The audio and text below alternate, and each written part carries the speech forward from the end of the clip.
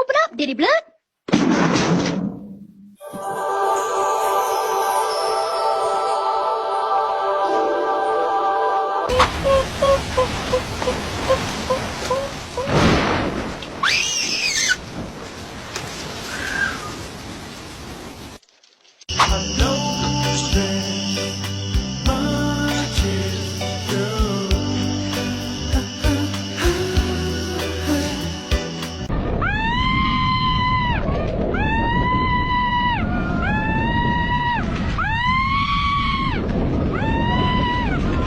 Well, hey there, little fella.